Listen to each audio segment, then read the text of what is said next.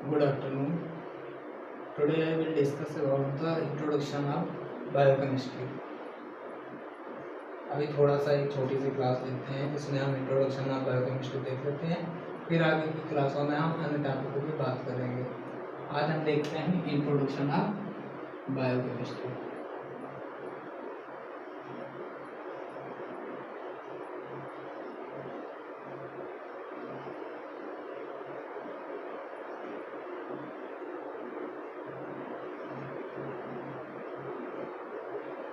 Introduction of biochemistry में आज सबसे ज़्यादा पहले हम ना 2-3 टॉपिक पे बात करेंगे, ज़्यादा नहीं।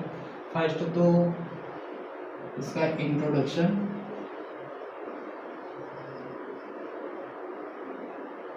फर्स्ट और सेकंड हम देखेंगे डेफिनेशन, थर्ड थोड़ा सा देखेंगे हिस्ट्री और देखेंगे स्कोप। इंट्रोडक्शन में हमने ये देखेंगे इस नाम को कौन, इस टर्म को कौन इंट्रोड्यूस किया, या उसके बायोकेमिस्ट्री की एग्जैक्ट अगर देखी जाए तो डेफिनेशन क्या होगी। हिस्ट्री में देखेंगे बायोकेमिस्ट्री के अंदर हमें कौन कौन सी चीज़ों को, क्या क्या चीज़ें हमें मिली बायोकेमिस्ट्री से, इसकी हिस्ट्री क्या है और इससे रिलेटेड जितने टर्म हैं वो कहाँ से आए और कब आए। स्कोप सबसे इम्पोर्टेंट स्कोप है कि हम ये देखेंगे कि इसका हम यूज़ कहाँ कर रहे हैं, इसका स्कोप है कहाँ। अगर हम बायोकेमिस्ट्री पढ़ रहे हैं तो बायोकेमिस्ट्री का यूज है कहाँ, सबसे पहले हम ये देखेंगे। तो first we will discuss about the introduction of biochemistry. अगर इंट्रोडक्शन की बात करें तो इंट्रोडक्शन में हम देखना चाहें तो इंट्रोडक्शन हमारा बस इतना सा है कि एक बायोकेमिस्ट्री टर्म है और ये बायोकेमिस्ट्री टर्म आया कहाँ से। तो अगर हम देखें तो बायोकेमिस्ट्री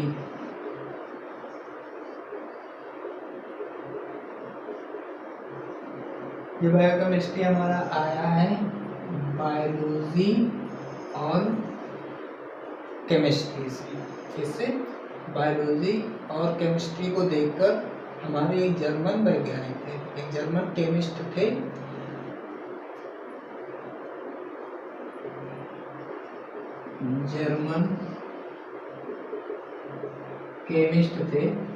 जिनका नाम था कार्ल नेबर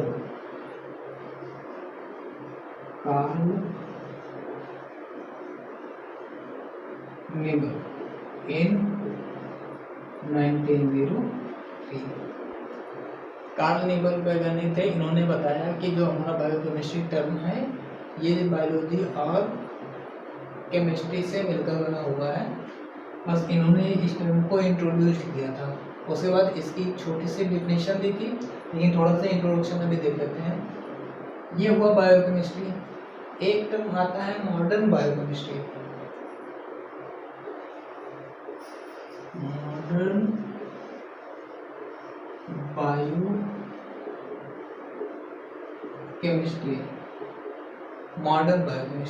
और मॉडर्न बायोकेमिस्ट्री टर्म जो इंट्रोड्यूस करने वाले थे ये हमारे फ्रेंच वैज्ञानिक थे। एक थे फ्रेंच केमिस्ट थे लिवोजियर। इन्होंने बताया कि जो बायोकेमिस्ट्री है इनको हम ऐसे बोल सकते हैं father of biochemistry. In 1743 to 1794 के बीच में इन्होंने बताया था। 1743 to 1794।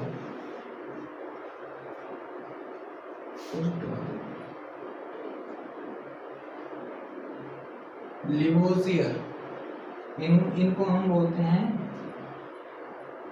लिवोजियर को बोलते हैं the father of modern bio.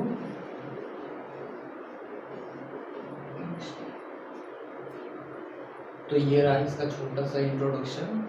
अब आते हैं हम इसके डेफिनेशन पे।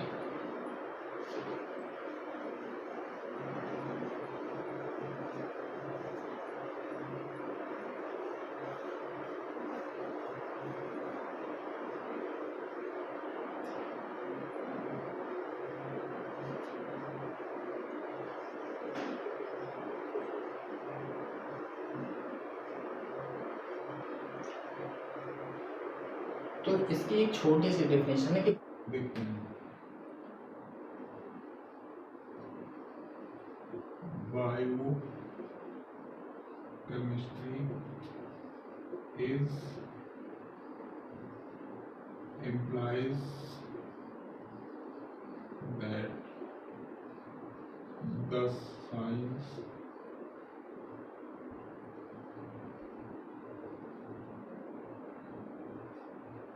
related to chemical nature and chemical behavior of living organism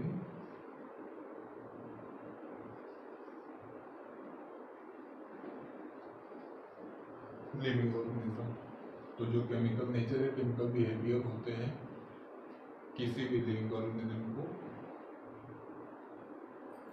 उसी को हम बायोकेमिस्ट्री की हेल्प से पता करते हैं कि है क्या। तो ये रही छोटी सी डिफिनेशन, इसको आप लिख लीजिएगा। अभी यहाँ पे देखें तो एक टर्म आया है लिविंग ऑर्गेनिज्म। सबसे पहले इस पे थोड़ा सा ध्यान दे देते हैं।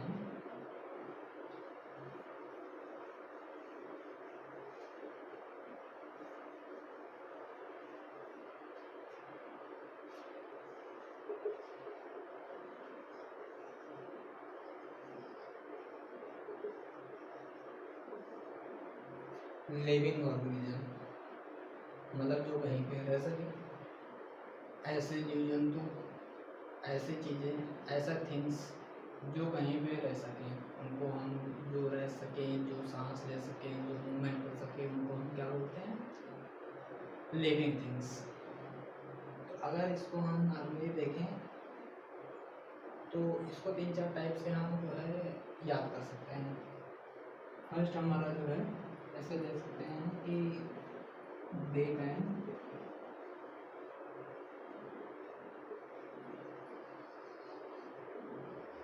रेस्पायर, वे जो सांस ले सके,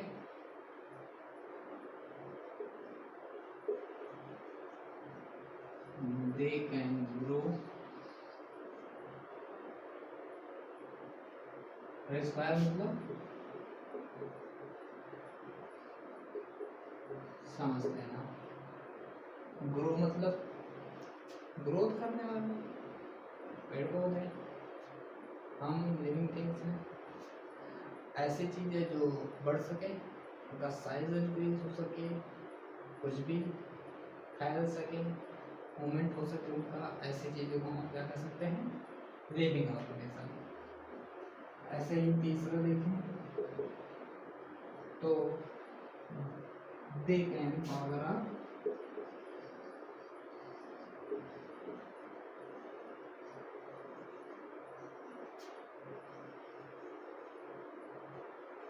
रिप्रोडक्शन। रिप्रोडक्शन मतलब पुनरुत्पत्ति, मतलब जो दोबारा से उत्पत्ति हो सके, एक बार खत्म हो जाए फिर से उनको हम वैसी चीज़ें कुछ हमारे पास बन सकें। और एक और अगर हम देखें तो फोटो देख लेते हैं। दे कैन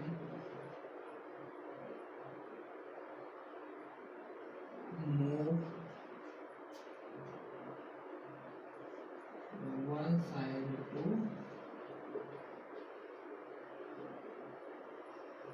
अनदर साइड, मतलब जो एक जगह से दूसरी जगह मूवमेंट कर सकें। तो ये रही हमारी लिविंग ऑर्गेनिज्म। तो अब थोड़ा सा आगे देखते हैं हम। डेफिनेशन तो हो गई, अब हम थोड़ा सा देखते हैं इसके हिस्ट्री पार्ट को, थोड़ा सा देख लेते हैं।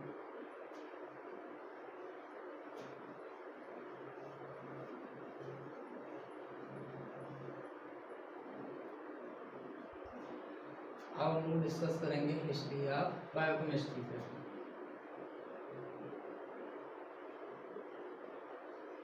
ये हमारा थर्ड पॉइंट है।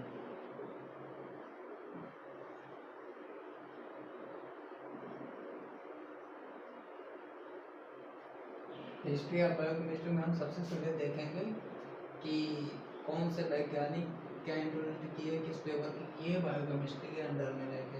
तो फर्स्ट हमारे वैज्ञानिक थे Lewis pasture.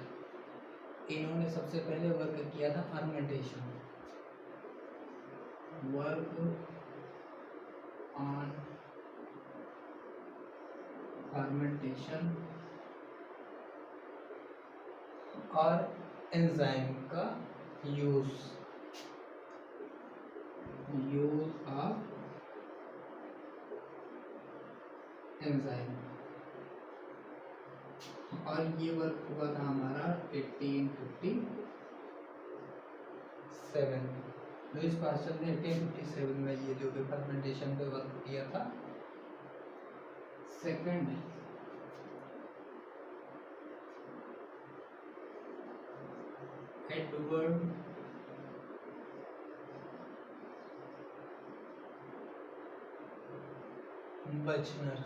Edward बचनर।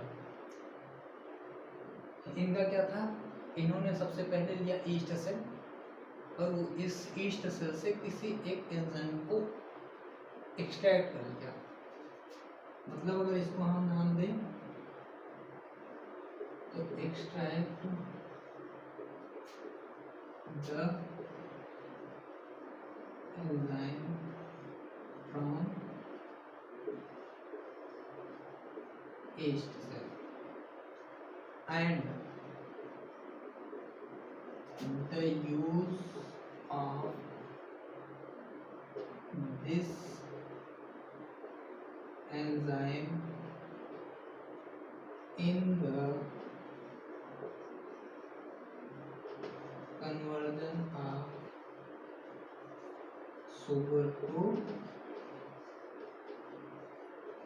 alcohol। Sugar से जो एल्कोहल बनती है इस एंजाइम की हेल्प से बनती है। जो ईस्ट सेल से एंजाइम निकाले जाते हैं उन्हीं का यूज किया जाता है कभी भी अल्कोहल बनाने के लिए।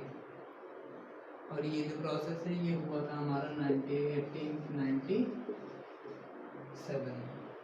आगे आओ देखते हैं वीडियो की थोड़ा सा।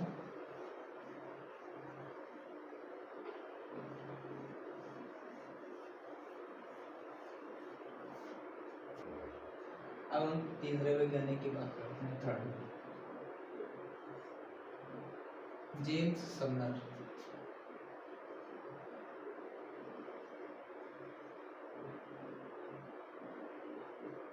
इन्होंने बताया कि जो एंजाइम होता है उसका कुछ प्रोटीन जैसा नेचर होता है, या अगर मान लें तो सारे एंजाइम हमारे प्रोटीन ही होते हैं।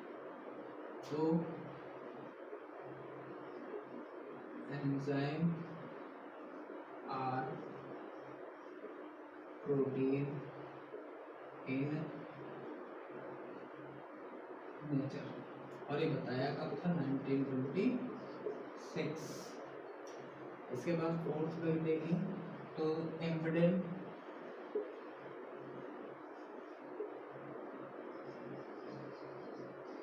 मेयरॉफ। इन्होंने इंट्रोड्यूस किया था इंट्रोडक्शन ऑफ ग्लाइकोलिसिस। और ग्लाइकोलिसिस प्रोसेस हमारी बॉडी के अंदर हर लिविंग ऑर्गेनिज्म के अंदर होती है। अगर इसको देखा जाए तो इसमें ग्लूकोज टू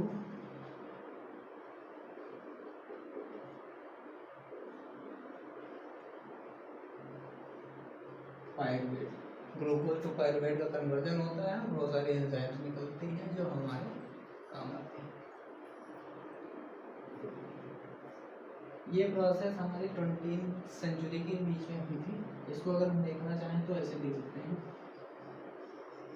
हाफ ऑफ 20वीं सेंचुरी। फिफ्थ नंबर में देखें तो क्रैब्स एक वैज्ञानिक थे। इन्होंने जो स्टेबलाइज्ड किया था TCA and urea cycle in 1932-40 के आसपास। इसी में चलो देख देते हैं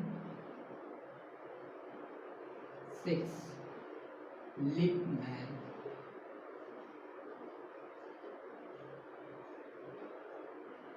इन्होंने एक एंजाइम को इंट्रोड्यूस किया था जिसका नाम है DNA पॉलीमरेज इन 1940। एक वैज्ञानिक और है, सबने सुना है, वाटसन एंड क्रिक, जिन्होंने बताया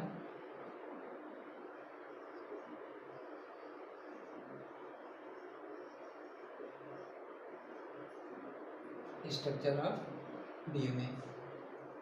अब आगे देखते हैं स्कोप ऑफ बायोकेमिस्ट्री। अब अगला टॉपिक देखेंगे scope of biochemistry. Scope of biochemistry, तो इसको हम थोड़ा सिंप्लीफाई करते हैं और बहुत सिंपल तरीके से डिस्क्राइब करते हैं। इसको हम देख रहे हैं कि फोर टाइप से जो इसका स्कोप है 4 जगह पे सबसे ज़्यादा है, तो ऐसे ही कुछ हम देख लेते हैं।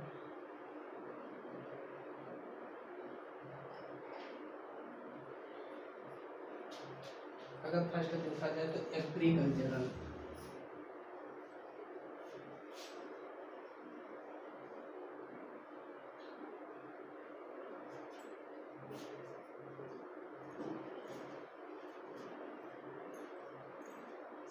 सेकंड है प्लांट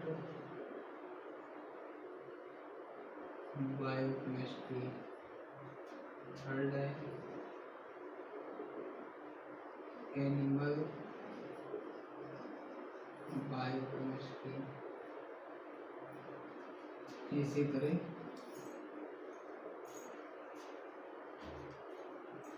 इंडस्ट्रियल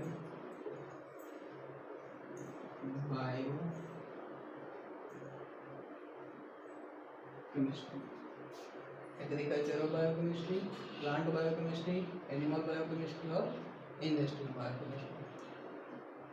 अब अगर एग्रीकल्चर की बात करें तो एग्रीकल्चर में आप लोग जो सब्जेक्ट पढ़ रहे हैं मैक्सिमम वही सब्जेक्ट हमारे रिलेटेड होते हैं। अगर हम देखना चाहें तो फर्स्ट हो गया, इसमें अगर देखना चाहें तो सॉइल बायोकेमिस्ट्री,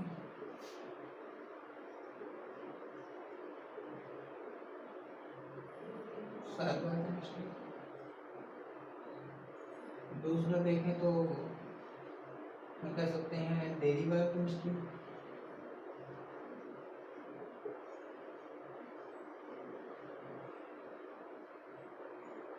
डेयरी बायोकेमिस्ट्री। और थर्ड हो गया ऐसे ही फूड बायोकेमिस्ट्री। प्लांट में बात करें तो देख लिया जाए तो ये हो गया हमारा प्लांट ब्रीडिंग,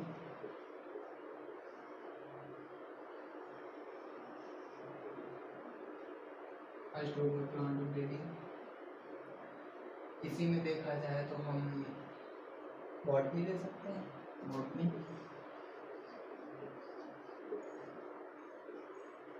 थर्ड देख लें अगर तो प्लांट की बात करें तो अगर हम थर्ड देखें तो फॉरेस्ट्री कह सकते हैं।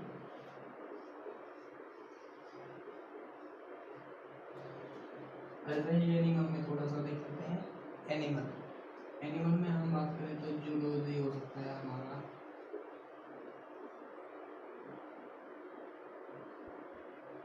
जूलॉजी हो गया। और आगे देखें तो जेनेटिक्स हो गया, या वेटनरी हो गया, लिख लेते हैं जेनेटिक्स, वेटरनरी। और ऐसे ही इंडस्ट्रियल की बात करें तो इंडस्ट्री में हमारे पास बहुत सारे हैं, जैसे देखें तो शुगर फैक्ट्रीज हो गई,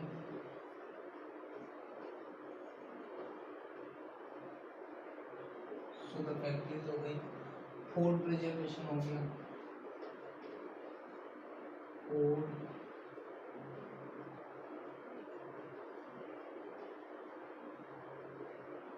फूड प्रिजर्वेशन हो गया, फार्मास्यूटिकल फैक्ट्रीज हो गई।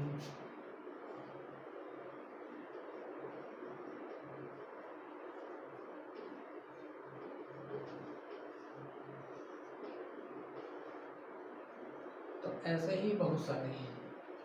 तो ये रहा हमारा स्कोप ऑफ बायोकेमिस्ट्री, जो कि हमारे एग्रीकल्चर, प्लांट, एनिमल और इंडस्ट्रियल में डिवाइडेड है, और इनके थोड़े थोड़े से 2-2, 3-3 जगह हैं जहाँ पे इसका स्कोप है बायोकेमिस्ट्री का। तो ये रहा हमारा पूरा बायोकेमिस्ट्री का एक तरह से, अगर देखा जाए तो छोटे से उसमें एक छोटा सा इंट्रोडक्शन। तो धन्यवाद। अब अगली क्लास में अगले टॉपिक के साथ मिलते हैं। धन्यवाद।